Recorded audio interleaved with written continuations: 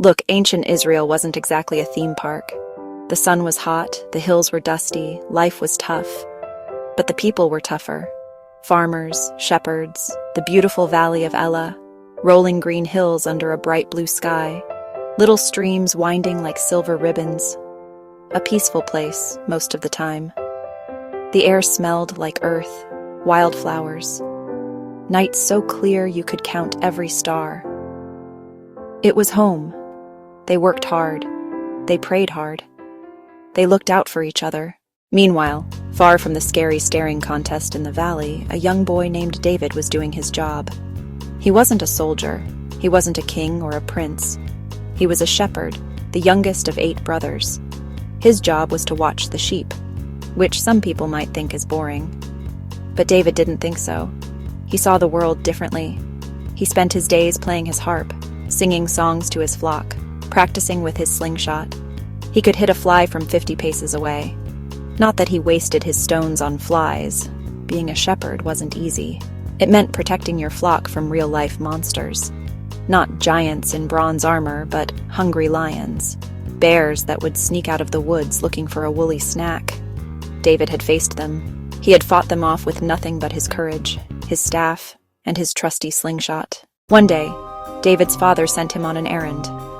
"Take this food to your brothers on the front line," he said. So David packed up some bread, cheese, and jogged all the way to the valley of Elah. Instead, he found an entire army shaking in their sandals. He arrived just in time for Goliath's morning monologue. He watched, his eyes wide, as this massive bully stomped around, shouting insults. Something inside David snapped. It wasn't fear, it was anger. How dare he mock their God? He turned to the soldiers around him and said, "Who is this guy anyway? Why is everyone so scared?" He listened to the soldiers whispering, "The king will give great riches to the man who defeats him." He wasn't thinking about riches. He was thinking about honor. He was thinking about hope. David marched right up to King Saul. "Your Majesty," David said, "let no one lose heart. I'll go and fight this Philistine." "Saul, you can't. You're only a boy." David wasn't taking no for an answer. Saul nods, impressed. "Go," the king says. He offers armor, which David tries and rejects. He walked to the little stream that trickled through the valley floor.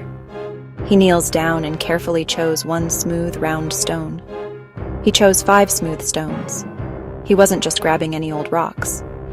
He was choosing his ammunition. He put them in his shepherd's bag, took his sling, and started walking toward Goliath.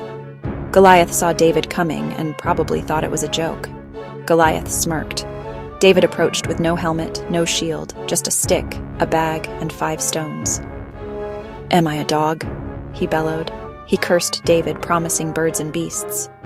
"I come against you in the name of the Lord Almighty. This day the Lord will deliver you into my hands." This wasn't a fight between a giant and a boy. This was a fight between arrogance and faith. And then it happened. David didn't wait. He ran. He pulled out one of his 5 smooth stones, fitted it into the leather pouch of his sling, and began to whirl it over his head. Faster and faster it went, a blur of motion, making a sharp whistling sound in the tense silence of the valley. He released the stone. It struck Goliath right on the forehead.